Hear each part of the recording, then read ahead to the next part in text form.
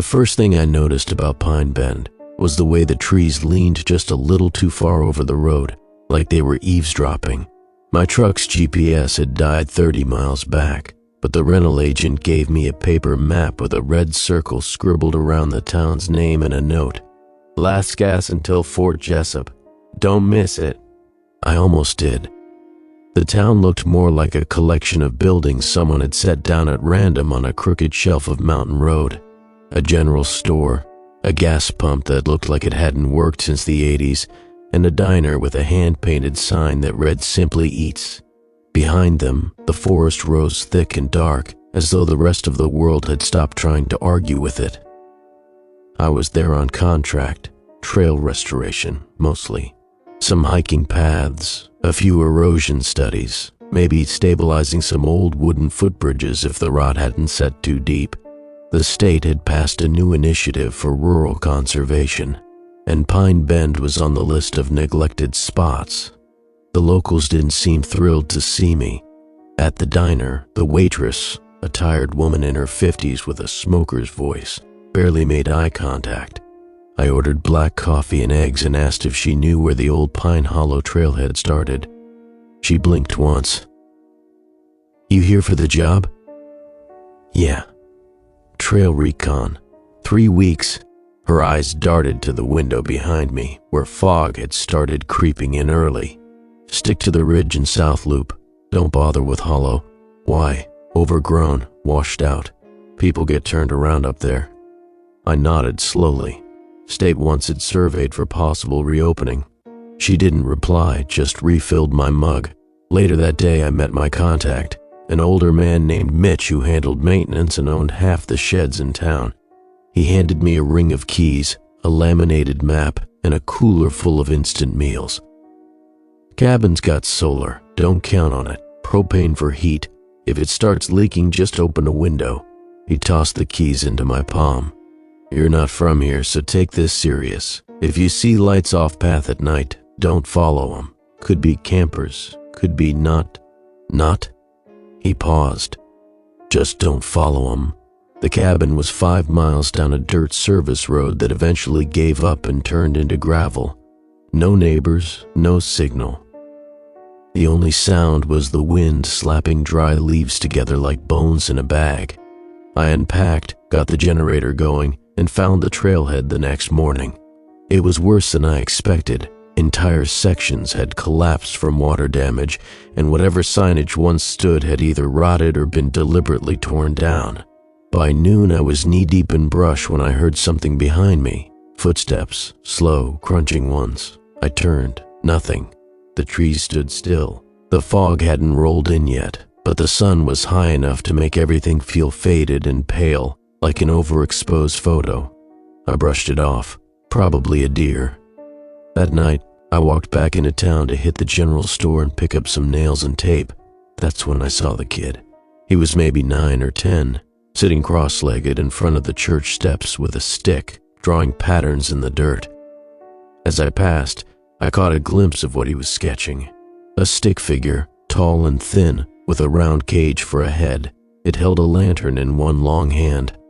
The lines were sharp, repeated, obsessive. I stopped. What's that? The kid didn't look up. He comes at night. Who? The Lanternman. I glanced toward the church windows. Dark, empty. What's the lantern for? He finds you with it. I crouched. You mean like a ghost? Now he looked up. His eyes were blue and glassy like he hadn't slept. He's not a ghost. I waited for him to say more. He didn't. A woman, his mother I assumed, called from across the street and waved him over. The boy got up and ran without a word. His drawing remained half smeared by his shoe. I didn't mention it to Mitch that night, but I did ask about the Hollow Trail. Don't bother with it, he said while unloading crates from his truck.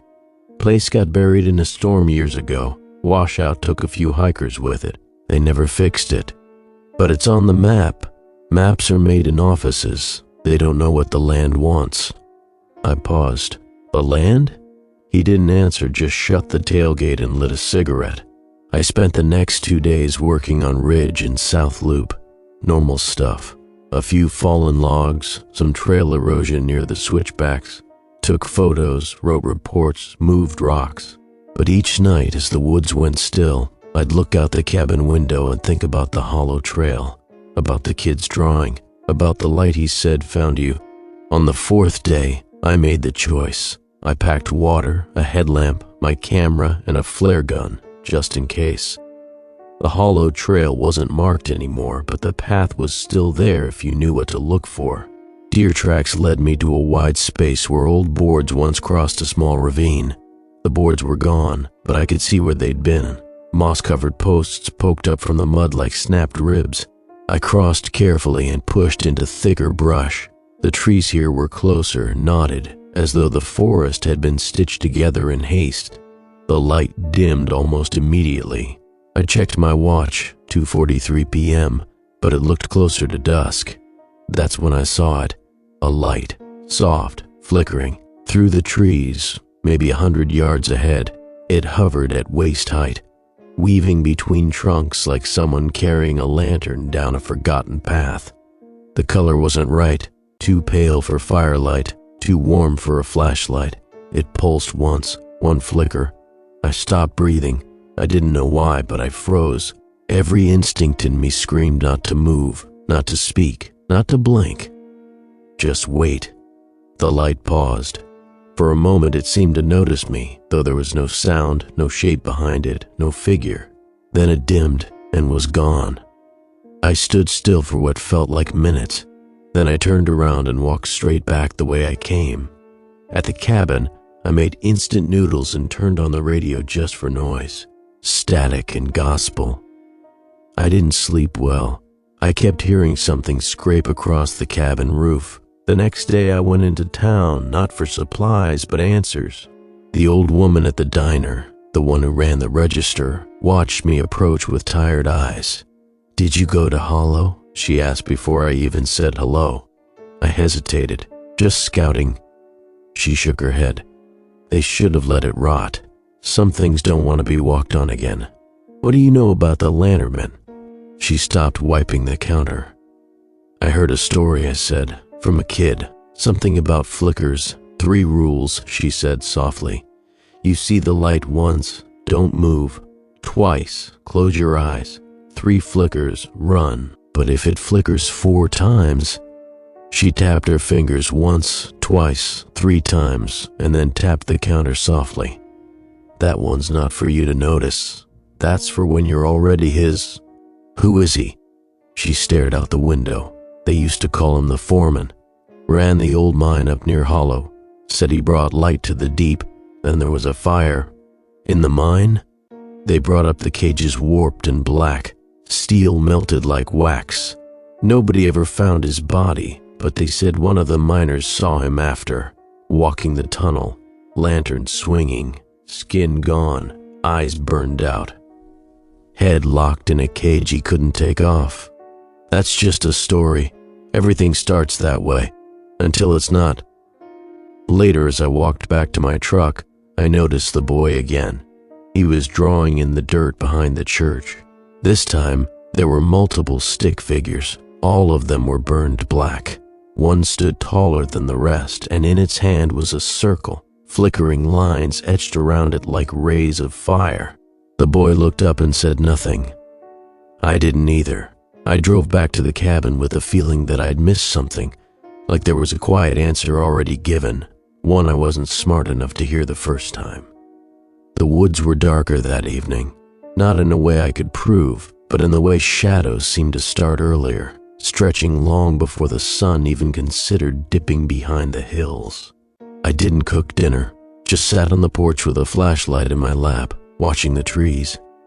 Around 9, a fog rolled in, thick, wet, clinging to the skin like breath from something too large to see. I couldn't shake the way the old woman had said it. That tapping, that 4th flicker, not for you to notice. I knew I should leave it alone. I knew that. The next day I worked on South Loop, trying to act like everything was normal. I hammered in trail markers, marked a rotted footbridge for removal, and took my lunch on a granite outcrop with a view of the valley. From up there, Pine Bend looked even smaller. Just a splash of rooftops tucked between forest fingers, and past that, hollow. A seam of dark green that never seemed to move with the wind like the rest of the trees. Like it wasn't part of the same forest at all, like it had been grafted in from somewhere older, deeper. I finished the day early. That night I locked every window and left the light off. My generator rattled and coughed out back, giving the air a faint smell of gasoline and heat. I lay in bed and stared at the ceiling until my eyes burned. Just before sleep took me, I saw something through the cracks in the blind, a soft light moving between the trees, one flicker, then gone. I didn't move. I told myself I was dreaming. In the morning, I found scorch marks on the tree bark 10 feet from the porch, thin and precise, like someone had drawn vertical lines with a branding iron. I took photos, sent them to my supervisor back in Asheville with a message. Unknown damage near site. Could be kids, could be lightning. That was a lie. I went back into town and asked the library clerk, mid-40s, thick glasses, eyes like a person who wanted very much not to know things, if they had old mining records. She hesitated. Only what's public, she said. Anything from Hollow got sealed after the collapse. Who sealed it? She shrugged. County, I guess, or state, or maybe nobody. Sometimes stuff just ends up locked. Was there a fire? She hesitated just long enough to answer my question. There was something. People talk. That's all I know.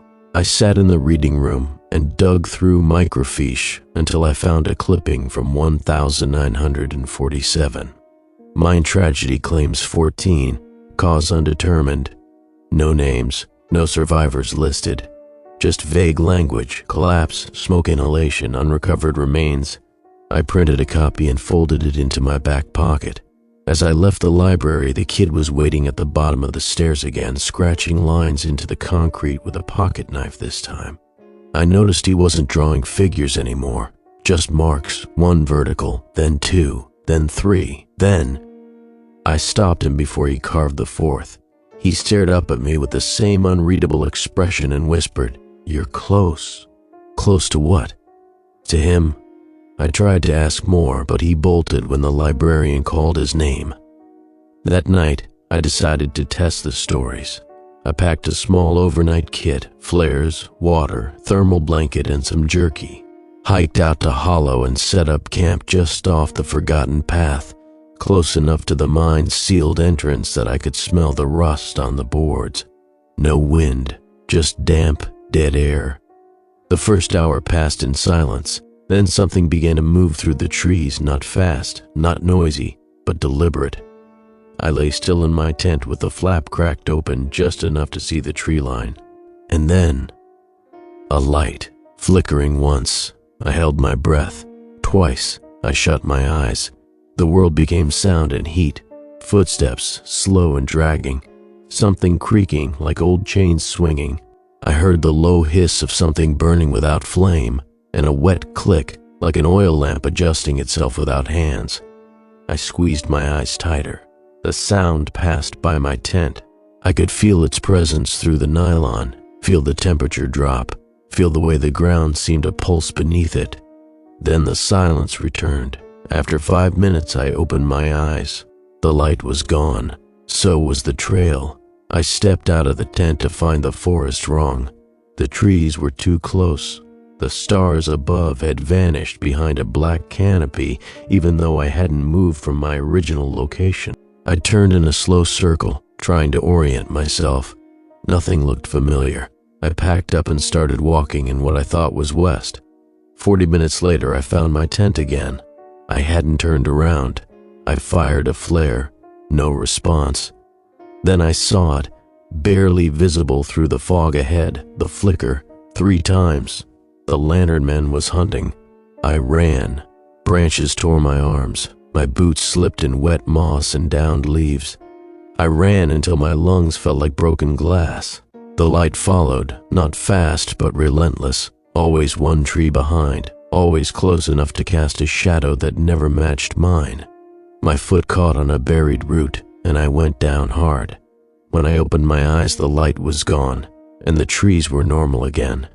I stumbled back toward the cabin, using the moonlight and blind instinct. I didn't sleep. The next day, I called my supervisor and said I needed to leave early. Family emergency. He gave me a half-hearted okay and said he'd process the rest of my payment remotely.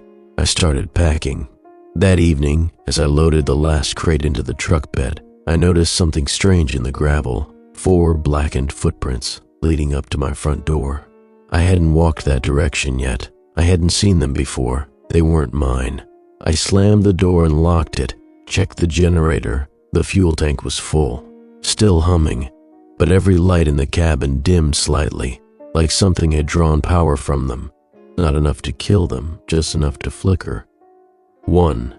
I didn't move. 2. I closed my eyes. 3. I reached for my keys ready to run, but there was nothing. No sound, no light, just silence. I opened my eyes. The cabin was empty. I walked slowly to the window. No one was outside, but etched into the dirt just beneath the sill were 4 lines. The last one crossed through the other 3. I stayed up all night watching them, waiting for them to change. They didn't, but the next morning, when I stepped outside, the marks were gone. And the footprints? They now circled the cabin. I walked the perimeter with my boots crunching over pine needles and gravel, following the blackened prints. They weren't deep like mine, more like scorches on the surface, no displaced dirt, no weight. Just perfect impressions of bare, elongated feet burned into the ground in a slow, steady spiral. Once around, twice, 3 times. On the 4th pass, they vanished halfway, mid-step, as if the thing had lifted straight into the air and disappeared. I stood there in the morning silence, breathing hard. The world looked normal again, blue sky, birds, my truck glinting in the sun, the faint smell of dew and earth. But I couldn't pretend anymore. Something had found me. It wasn't just the legend of a dead miner or the wild art of a sleep-deprived boy. The Lanternman was real, or at least real enough to leave a ring of scorched earth and walk where no one should walk. I sat on the tailgate of my truck and stared into the woods. My radio buzzed with static and then cleared for a single moment, just long enough to hear a voice say, "Close your eyes," then silence again. I threw the radio into the woods. Around noon, I headed back to town. I needed answers, real ones, not more half-whispers or warnings laced with pity. I wasn't going to wait for the 4th flicker. I wasn't going to wait for the cage to close around my head. The diner was quieter than usual. Only one old man sat by the window, chewing eggs with no toast or drink. I asked the waitress. Her name was Carla, I'd finally learned, for the woman I'd spoken to before. "Anna don't come in much anymore," she said, wiping the counter. "Bad legs. Where does she live?" Carla frowned. "Why?" "Because I saw it." Her hand stopped. "What'd you see?" I held up my phone. I hadn't deleted the photo from 2 nights ago. One blurry frame of light between trees, like a floating lantern caught mid-swing. She stared at it too long. "Her place is down past the church up that hill," she said slowly. "The one with the wind chimes. Don't knock unless the porch light's on." I waited until dusk. The wind chimes tinkled softly as I approached. Not the pleasant kind. These were made from cutlery and old iron, clinking with a hollow clang like utensils scraping a plate after everyone's gone. The porch light was on. I knocked once. Anna opened the door a crack and looked at me through the chain latch. "I said not to follow it." "I didn't. Then why are you here?" "I think it followed me." She watched me a moment, then undid the latch. "Come inside." Her house was full of dust and dry heat. A kettle whistled on the stove and dozens of small oil lanterns lined the shelves, none lit. The windows were painted over from the inside, not covered, painted, thick black strokes. "Sit," she said. "Don't touch the tin lamp." I sat. There was one lamp on the table. It was different from the others, scorched and misshapen, its glass long gone, the metal warped like it had melted and rehardened. "That his?" "No," she said. "That's mine." She poured 2 mugs of weak tea and sat across from me. Her hands trembled slightly and one eye was milky with age. "He doesn't just haunt the trail," she said. That's what the old stories miss. He doesn't need them anymore. Not since the fire. What fire? 1947. They tried to dynamite a deeper shaft. Something collapsed, something was buried. Some say the whole mine was cursed. I don't know. But they brought up half-melted cages. Steel shouldn't melt like that. Not from a cave-in, not from rock. You need heat, serious heat. 14 men died. 14 bodies never came out, she corrected. Some were seen after, walking the woods, head like a cage. Lantern with no flame. So it's the foreman. I don't think it matters anymore what he was. Whatever was down there, it burned everything human out of him. Left just enough to find the way back. I hesitated, then asked, what do the flickers mean? 1 flicker is curiosity. He sees you. 2 means he's found your name. 3 means you're worth chasing. And 4, she paused. 4 isn't a warning. 4 is a memory. I didn't understand. A memory. He only flickers 4 times when you've already been taken, when part of you is already gone, burned. You just don't know it yet. My chest went cold. Is that what happened to you? She looked toward the tin lamp. I saw 3. I closed my eyes. I ran. I made it out. I think. I glanced at the painted windows. Sometimes I wake up, she said, and I'm not sure where I am. My breath fogs the mirror, and there's soot on my sheets. I haven't left this house in 13 years.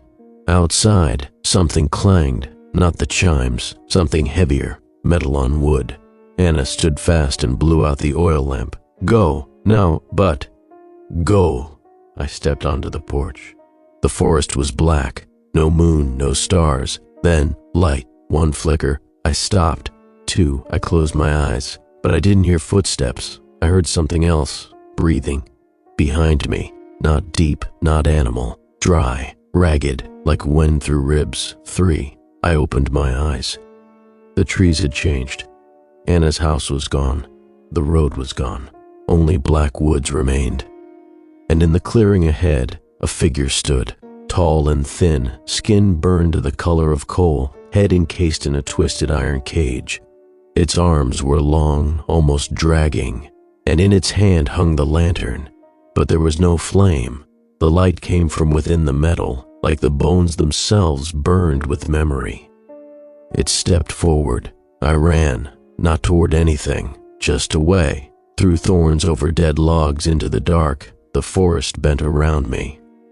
No matter which way I turned, the flicker followed, always just ahead, always waiting.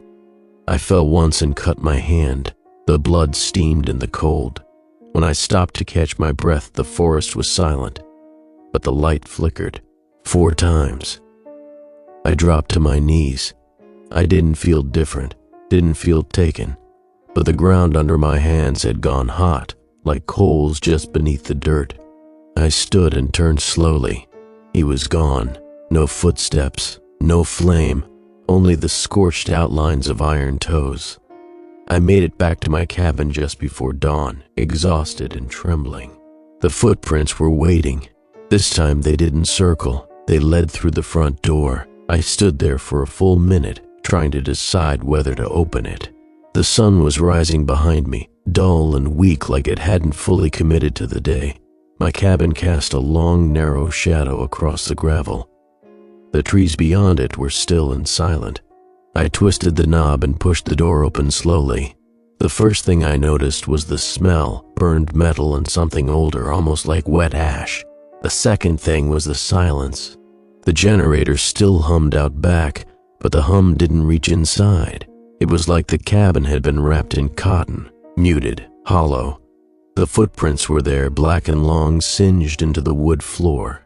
They entered the cabin, moved past the rug, turned right toward the back wall, stopped at the edge of my cot, and vanished. Not faded, vanished. No prints leading away. No smudge or drag. Just nothing. I checked every corner of the room. The windows were locked. Nothing under the cot. Nothing in the small closet where I kept supplies. Everything was where I left it, except for the strange burn marks near the floorboards. They weren't footprints now, just 2 small half circles side by side. He had stood there, watched me sleep. I packed everything. If I hadn't already been taken, I wasn't going to wait around for it to happen. But when I tried to start the truck, it wouldn't turn over. Battery was fine. Gas tank full. Engine wouldn't catch. I slammed the hood and turned to see the boy standing halfway up the gravel road. Same dirty clothes. Same blank expression. I walked toward him. "You were in the woods," I said. "Why were you there?" He didn't answer. "You saw him, didn't you?" The boy tilted his head. "Did you?" "I think so." "No," he said softly. "You don't think so, you know." His voice didn't match his body. Too calm, too certain, like the words weren't his. I stepped back. He took a piece of chalk from his pocket and drew something on the gravel. A square, a circle inside it, lines across the circle, vertical bars. Then he drew a little man underneath it, arms too long, feet too thin. The Lanternman. The boy looked at me. "You ran, I had to." He drew 4 tall marks in the dirt, then walked away. I didn't follow. By mid-afternoon, I was trying to reach someone, anyone, with the 2-way radio in the cabin. The repeater station at Jessup should have picked me up, but all I got was static. I even tried climbing onto the roof to boost the antenna. Nothing. I spent the night inside with the flare gun by my side and the propane heater on low. The wind picked up around midnight. That's when I heard it again. The dragging, not footsteps this time. Something metallic across the gravel, like someone was hauling a pile of rusted chain slowly. I killed the heater and crouched beside the window, peeking through the crack in the blind. A light pulsed just beyond the tree line. 1 flicker. I didn't move. 2. I closed my eyes, but before I could count the 3rd, the flicker was inside the cabin. I felt it, like a heat source pressed against the walls. I smelled burning wood. I opened my eyes. Nothing was there. Then something shifted in the reflection of the microwave door. I looked away immediately, didn't look back, didn't breathe. The light flickered a 3rd time, then stopped. Silence returned. I waited. Eventually, I passed out. In the morning, I found the microwave door warped, edges blistered like it had been exposed to extreme heat. I hadn't used it in days.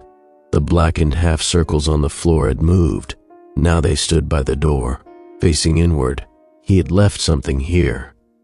I opened my journal and flipped back to the map I'd drawn when I first started working.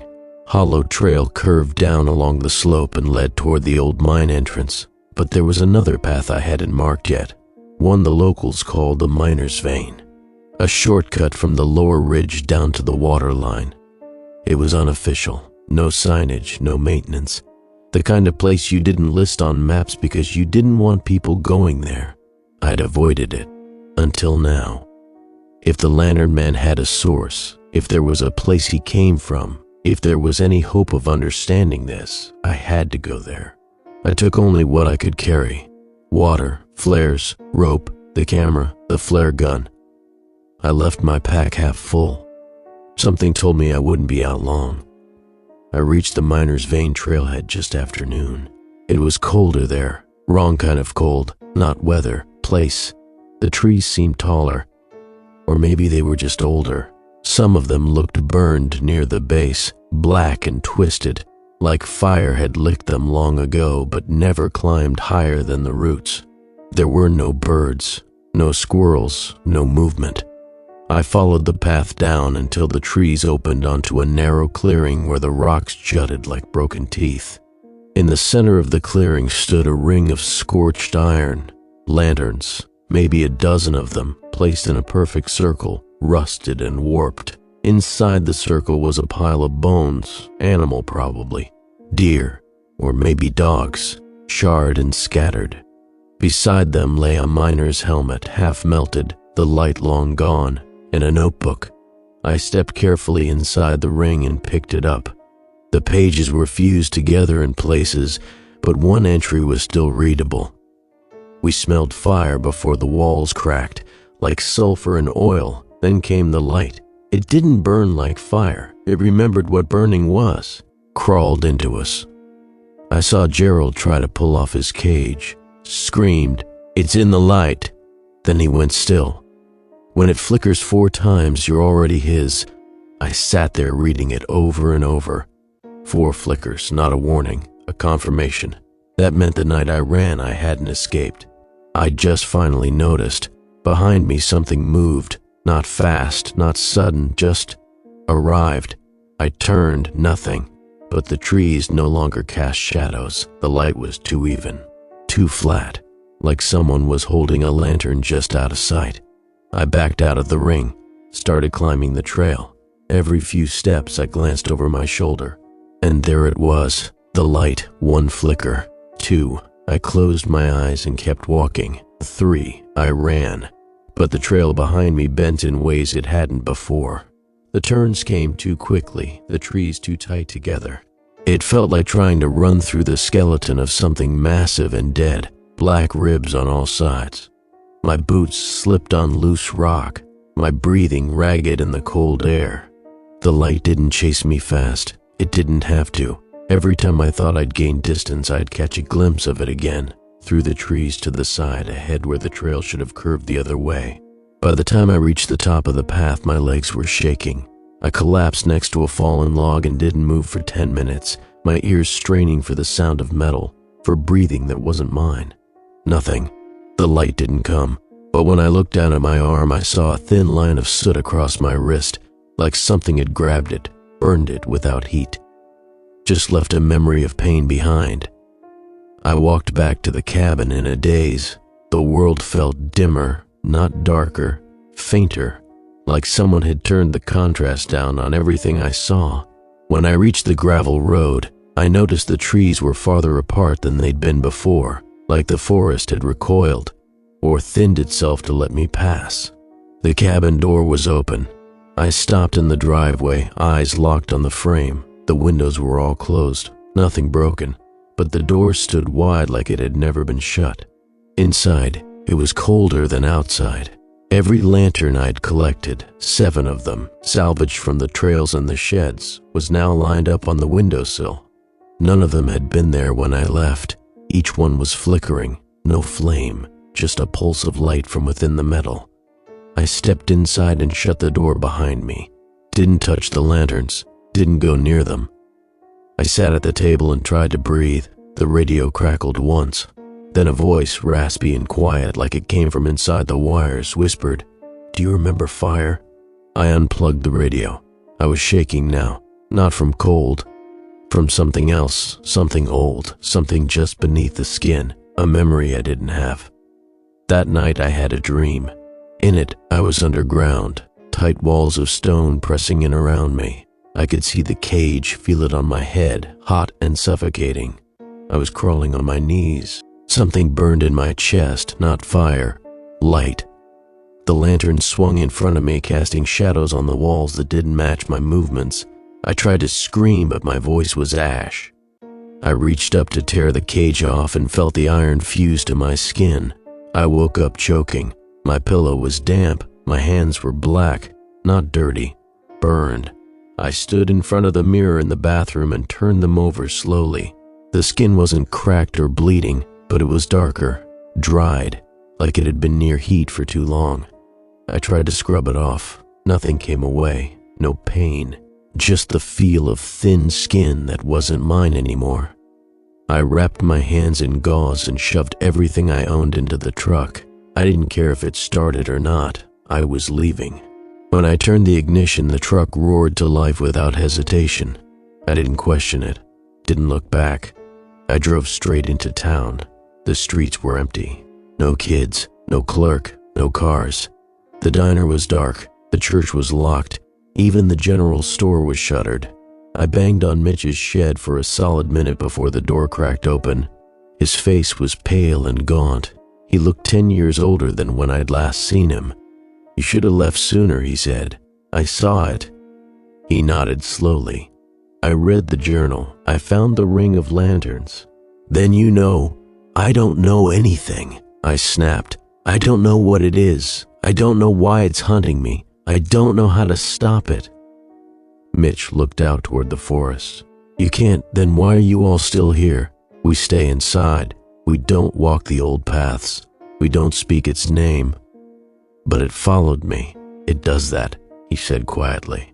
I stared at him. How do you live like this? Same way you live with cancer. You don't. You just wait. I left him there, in his shed. Didn't say goodbye. Back in the truck, I drove past the library and saw the boy. He stood at the edge of the road, arms at his sides. He didn't draw this time. He just raised his hand and pointed. Not at me, at the sky. I looked up, a cloudless blue, except a light, faint, flickering. It hovered far above the treetops, like a star that pulsed with memory. 1 flicker, 2, 3. I slammed the truck into gear and floored it. Tires kicked gravel. I didn't slow down until I passed a leaving Pine Bend sign. I kept driving until I saw pavement, then farther. Didn't stop until I hit the next town, Burles Hollow, bigger, cleaner, people walking around, but they stared, not at me, at something behind me. A woman dropped her drink as I passed. A kid covered his eyes. That night, I stayed in a motel on the edge of town. I checked in under a different name. I covered the mirrors. I didn't sleep, but I saw the light outside the window. It flickered once, then stopped. I stayed perfectly still on the edge of the motel bed, eyes locked on the curtain seam, breath held so tight my ribs ached. I wanted to believe it was a passing car, a plane, something explainable, but there was no engine noise, no headlights, just that brief, unmistakable pulse of heatless light. Then the silence returned. Not quiet, silence, the kind that fills your skull like cotton. The kind you only hear in caves or in the seconds before something breaks. I didn't open the curtain, not that night, not the next morning either. I waited until the sun cut across the parking lot before I dared look. Nothing out there but old sedans and faded asphalt. I opened the door and stepped outside, half expecting to see the scorched prints again, but they weren't there. Still, something had changed. The air felt heavier, like I'd climbed too high in the mountains. My ears rang faintly. The sunlight felt thin on my skin, like it didn't really belong to this world. I tried to check out quietly, didn't want questions. But the front desk clerk stared at my hands as I passed over my credit card. "You working with chemicals?" he asked. I looked down. The gauze I had wrapped 2 nights ago was now stained with a pale black film, and underneath it, my skin had taken on that same blistered gray tone I'd seen in the burned footprints. "Campfire accident," I muttered. He didn't press, just nodded slowly and slid my card back. I left Burles Hollow before noon. My first plan was to drive until I hit the state line. Then farther, get to a city, call someone, check into a hospital, try to prove something. But as I drove, something else happened. Every time I passed a tree line, every stretch of forest off the highway, I saw it. A flicker, always just out of the corner of my eye. Not 3 anymore, not even 4, just 1, over and over. Like the world was reminding me I was still being watched. I pulled over at a rest stop just outside Elberton and tried to catch my breath. In the bathroom, under flickering fluorescent lights, I peeled the gauze off my left hand. The skin had turned a pale ash gray, not burned raw, not peeling, just changed, smooth and brittle, like paper soaked in oil. My fingerprints were gone. I pressed my hand against the mirror and left no smudge. The reflection flickered. I stepped away before it could finish. I left the bathroom and got back in the truck. I didn't know where I was going anymore. Somewhere east, somewhere with no trees. But the roads didn't cooperate. My GPS rerouted me 3 times. Each time the system claimed it was finding a faster route. But every turn led me deeper into back roads, narrower and darker. More trees, more fog. Until I found myself driving through woods that didn't look like any I'd passed before. Then the pavement disappeared. I slammed the brakes, gravel under the wheels. I checked the GPS again. Blank screen, just coordinates blinking red, a soft flicker in the tree line ahead. I reversed. Hard, spun the truck around and tore back the way I came, heart pounding. But the road didn't bend the same way. Didn't open to the same intersections. I drove for an hour and ended up at the same damn rest stop. Same broken vending machine. Same truck parked at the edge of the lot, one I hadn't noticed before. It was blackened, burned down to the frame. I got out, approached slowly. No license plates, no wheels, just a shell. And inside, on the driver's seat, lay a cage. Small, crude, twisted iron, about the size of a human skull. I backed away. Got in the truck. Didn't drive this time, just sat there. That's when I noticed the smell. Smoke, not from outside, from me. I looked down. My left arm had begun to smoke faintly. The sleeve smoldering near the wrist, not burning, not hot, just exhaling memory. I rolled it up.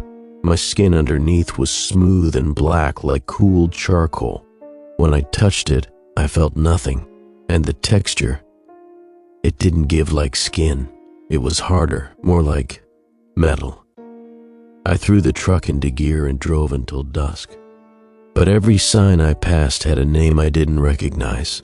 No other cars, no towns, just road and trees and flickers. I realized then I hadn't left. Not really. Pine Bend was gone. But it wasn't. The Lanternman didn't need the town. He didn't need the mine. He carried all of it with him. And now I carried part of him. That night, I pulled off at a gas station that seemed abandoned. No lights, no clerk, just a rusted sign swinging in the wind and a bathroom door hanging half off its hinge. I curled up in the truck bed under a blanket and tried to stay awake. Didn't matter. At some point I fell into dreams again. I was underground again. But this time I wasn't wearing the cage. I was watching someone else put it on. Their hands were shaking, skin peeling. They tried to scream, but their mouth was already filled with soot. They looked up at me with eyes like mine. And I realized it was me, just farther along. The moment the cage locked, the lantern lit, and the flame inside it wasn't fire, it was memory. My memory. I woke up gasping. The blanket beneath me had scorched through in a perfect ring, and my right hand, it had started to turn too. Not black yet, but pale. Ashen, flaking, no feeling. No resistance when I squeezed, just soft, dry motion. I sat in the truck and stared at the dashboard for hours. I didn't try to start it, didn't try to drive. The only thing I thought was, how long do I have? That question beat like a slow drum in my skull the next morning, echoing beneath every breath. I couldn't tell what time it was. The sun was up, but the sky had turned a pale gray, sickly and washed out. Like the light itself had been filtered through smoke. I sat in the truck until my legs ached, then stepped out and stretched with stiff fingers that no longer bent all the way. My left hand was nearly useless now. Each joint creaked faintly like rusted metal hinges. No pain, just resistance, like my body was rejecting itself in slow stages. I checked the fuel gauge, half a tank. I still didn't know where I was.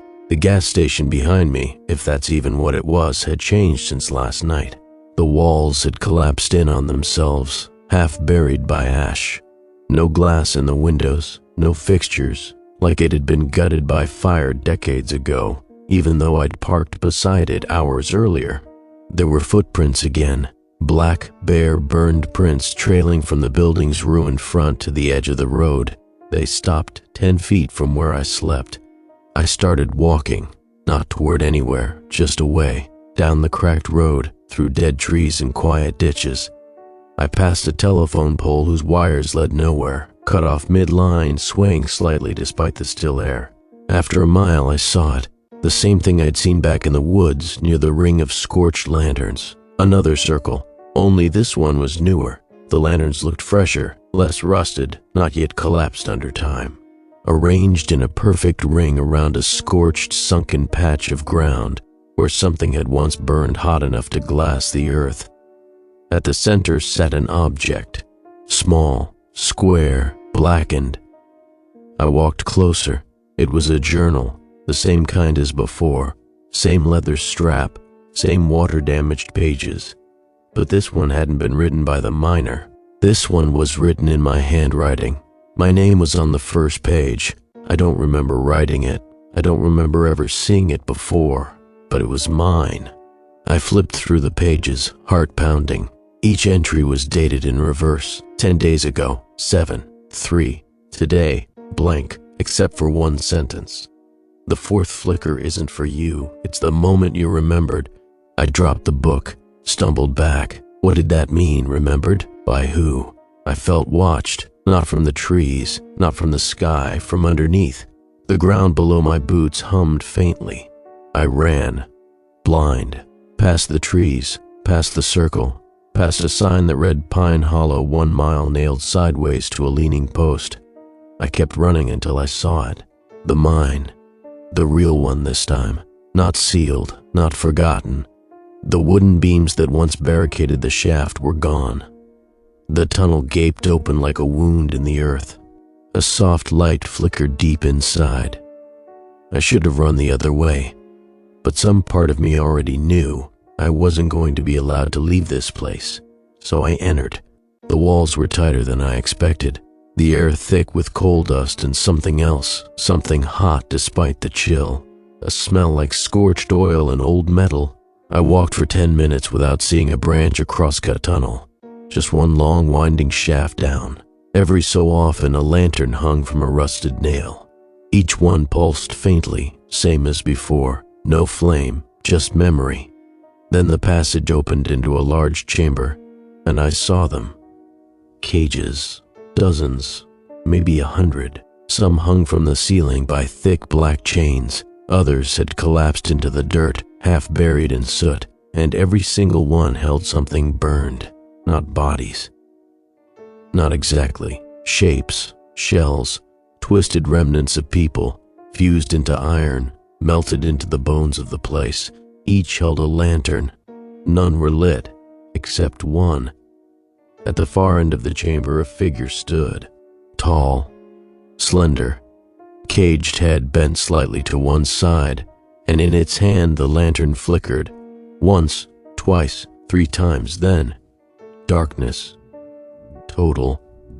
A weight settled on my shoulders like the air itself had thickened. I couldn't see, couldn't breathe. Then a voice, not outside me, inside, like it had always been there. Do you remember the way out? I tried to speak, nothing came. The light returned, but now it flickered behind my eyes. My hands were gone, no longer flesh. I raised them, iron fingers, joints fused in ways that weren't meant to bend. I opened my mouth to scream and heard nothing but flame. I fell forward, but hit no floor. The mind vanished, the world turned white, and I woke up, on my cot, in the cabin. It was morning. The trees swayed peacefully outside. The birds were singing. The windows were unbroken, but my hands were still iron. I sat up slowly, feeling the weight of them. Awkward, cold, jointed wrong. They clinked faintly when they touched each other, like old tools in a drawer. I turned them over and saw the seams where skin used to be. There were no veins now. No fingerprints, just scorched black plates, fused like cooled metal. Outside, the trees swayed as if nothing had changed. The wind carried the smell of pine and dry earth. But everything was wrong. I stood. My boots felt heavy on the floor, but it wasn't the boots, it was me. I moved slowly, like I'd grown heavier overnight, or the world had thickened around me. The cabin was as I'd left it, except the mirrors. Everyone was shattered. The bathroom, the clock face, the metal panel on the microwave bent inward like something had punched through it. I stepped outside into the pale light and saw that the road was gone. Not just grown over, gone. Where the gravel had once run down toward the highway, there was only more forest now. Not the kind I'd driven through before. These trees were too still, too narrow. They leaned in toward the cabin like they were waiting. My truck sat where I left it, but the tires had rotted. The paint had bubbled. The front windshield had cracked and a spider web of fractures centered on the driver's seat. Inside, in the exact shape of my hand, was a black smear. Not soot, ash. I opened the door. The radio kicked on without warning. A voice whispered, "Do you remember fire?" I slammed it shut, turned back toward the woods, and there he was, not 20 feet away, tall, still, head tilted. The cage shimmered faintly as if heat still clung to the iron bars. No face inside, just smoke. The lantern hung from his left hand, low to the ground. It didn't swing, it didn't flicker, it pulsed. Once, I didn't move. Twice, I closed my eyes. 3 times. I ran, but I didn't make it 3 steps because I couldn't run anymore. My legs sluggish, heavy, wrong. I stumbled into the dirt and clawed at the leaves, trying to crawl. The light burned through my eyelids now. 4 flickers. I turned over. He stood above me, not moving. The lantern was inches from my face, and within it I saw my own memories. My first day at the cabin, the boy drawing in the dirt, Anna's eyes across the table. Each flicker showed a moment I thought I still owned, but now they were stored here, inside him. Taken, consumed, catalogued. That was the 4th flicker. That was what it meant. Not death, erasure. I was being converted into a story, not even a warning. Just a detail? A man who walked the old paths too long. A memory kept in light. I backed away from him, crawling on limbs that no longer bent naturally. When I turned, the forest behind me had changed again. No trails, no cabin, only trees. So many trees. Each one bearing a faint scorch mark, as though something had touched them, brushed past them 1,000 times. I stood, swaying. And that's when I saw them. Others, figures in the distance, burned black, motionless. Each one carried a lantern. Each one had a cage for a head. They stood spaced apart, scattered through the woods like old signs no one noticed anymore. Some were half buried. Some leaned against trees. Some just stood, watching. But they weren't watching me. They were watching him, waiting for their turn to burn again. The Lanternman didn't move. He didn't have to, because I understood now. There was no escaping him. Not once you'd seen the light. Not once it had flickered for you, and it had flickered for me 4 times, more than once. I turned in a slow circle. The world felt thin, like the real part of it, the part with people and roads and days of the week, had peeled off, and I was beneath it now. A lower layer, where forgotten things gathered, where stories lived when no one told them anymore. A flicker ahead, another behind. The forest blinked with memory, and I knew there would be no 5th flicker, because the 4th meant I was already taken. And this was just the echo of me walking the path, the part of me still burning its way out, the part being remembered. I don't know how long I stood there. The air was still, the trees didn't sway, no birds sang. The world felt paused, as if the forest itself were holding its breath to see what I'd do next. The Lanternman didn't move, neither did his congregation, the iron-headed silhouettes scattered among the trees. They watched with their empty lanterns, their scorched bodies frozen mid-moment like statues left to rust. I took a step back, then another. No one followed. The 4th flicker had already sealed it. I wasn't a target anymore. I was a possession, and possessions don't run. They return. I turned slowly and walked deeper into the woods. My arms felt heavier with each step. The joints in my shoulders groaned faintly, not with pain, but with strain, like machinery winding toward its natural resting place. Every part of me was stiffening, drying out, hollowing. But my thoughts were sharp, sharper than they'd ever been. I knew somehow that I was close. To what, I didn't know. But I was walking toward it. The trees opened around a clearing I'd never seen before. The canopy thinned above, letting through an oily gray sky.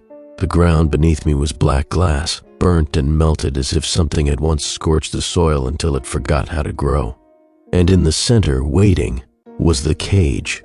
Not on anyone, just resting on a stump, perfectly round iron bars bent into crude symmetry. It was old, warped, blackened from heat that hadn't cooled in decades, but it still shimmered, still held the echo of flame. I took a step forward, and then another. Something inside me stirred, not memory, not fear, recognition. This was the place, where it began, where it ended. The cage wasn't meant to trap you, it was meant to contain you, to preserve you, your shape, your scream, your final thought before the fire took you. That's why they wore them, to hold the moment of loss. I knelt before it, and for the first time since this began, the Lanternman moved. Not a step, not a lunge, just a tilt of the head, a slow inclination of the cage toward me, approval. I reached out and touched the iron. It was warm, but not burning, not anymore. It welcomed me like old skin, like a coat you hadn't worn in years but never really took off. I lifted the cage slowly, feeling its weight. And in it, I saw them. The others, their stories, their last moments, flickering like old film behind bars, each one trapped in its own loop, each one part of the light. I understood now.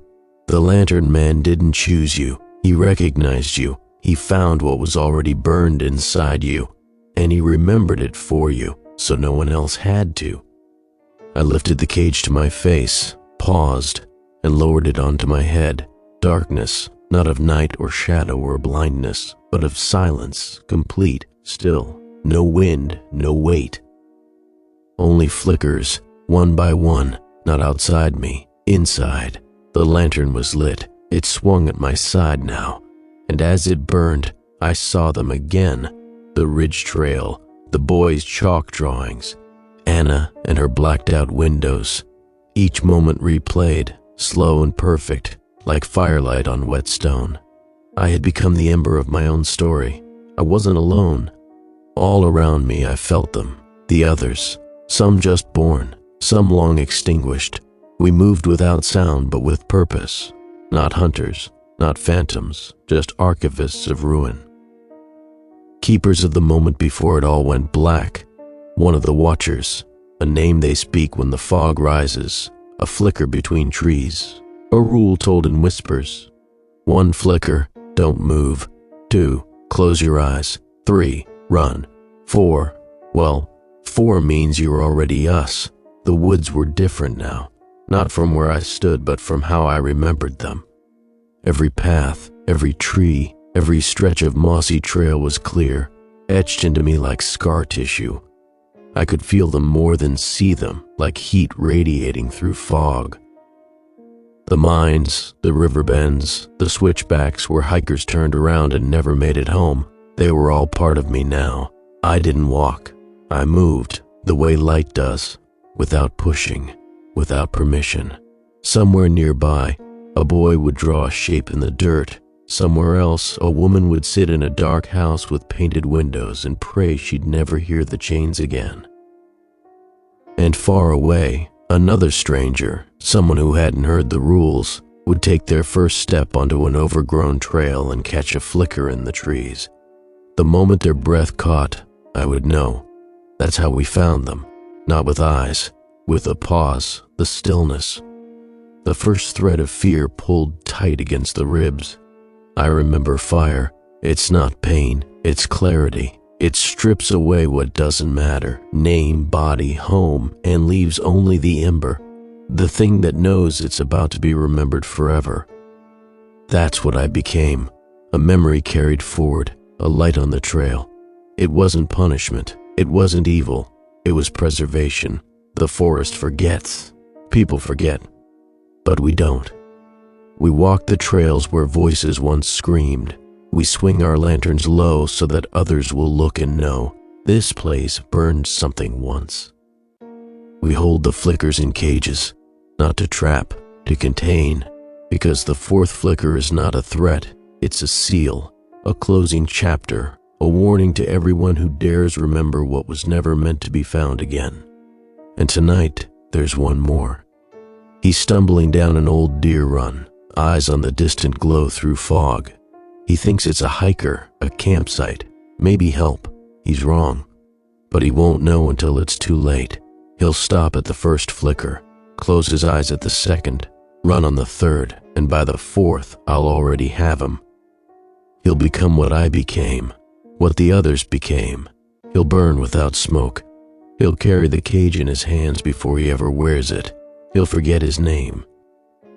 But he'll remember fire, and someone else will whisper it next when the woods go quiet and the trail splits beneath the trees. If the lantern flickers once, don't move. Twice, close your eyes. 3 times, run. 4 means it already has you, and now you're just another light in the woods.